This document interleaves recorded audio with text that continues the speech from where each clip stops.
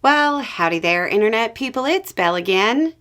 So today, we're going to talk about Musk, $1 trillion, and reality setting in. If you've been watching the channel for a while, here's some news that will come as no surprise.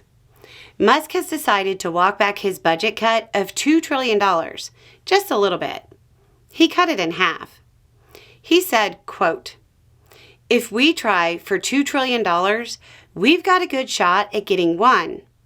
And if we can drop the budget deficit from $2 trillion to $1 trillion and kind of free up the economy to have additional growth, such that the output of goods and services keeps pace with the increase in the money supply, then there will be no inflation. So that, I think, would be an epic outcome." Surprise! He couldn't get $2 trillion. Now, when I said this initially, I got a lot of hate mail for it. More than for anything else I've said. Stuff like, Elon Musk is the richest man in the world. You are a redneck in a garage. This video is the height of hubris. He cuts costs at businesses for breakfast. You think he can't cut $2 trillion in waste out of almost $7 trillion.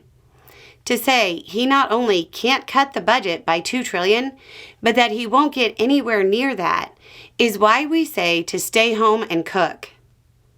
Well, don't you feel silly? I've got some bad news for you.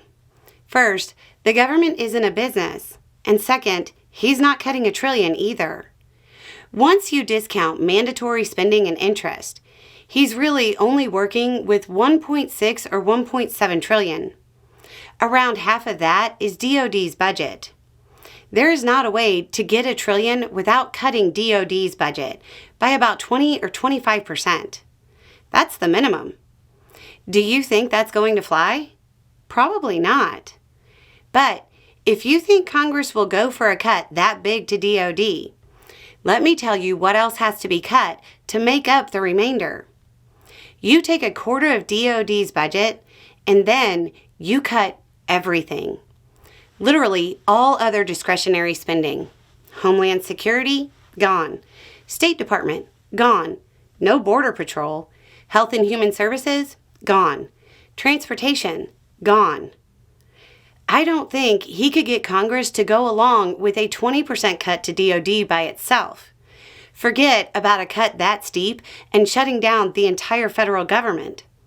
But that's what it will take to get to $1 trillion. Unless Trump wants to cut Social Security, Medicare, Medicaid, military retirements, and so on. Let's get some context. The last serious attempt to really cut the budget was back in 2011. It was called the Joint Select Committee on Deficit Reduction. It was a bipartisan committee with 6 people from the House and 6 from the Senate, split evenly along party lines. The committee was supposed to recommend a $1.2 trillion in budget cuts. They couldn't do it.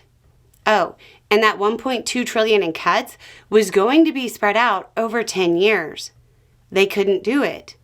He's not getting $1 trillion per year. Even the rumored and semi-confirmed handshake deal among Republicans for $2.5 trillion in cuts is spread over 10 years. I don't think they're going to get that, honestly, but it's at least feasible. The point is, closer, but still no. We'll see another walk back on this eventually. Anyway, it's just a thought. Y'all have a good day.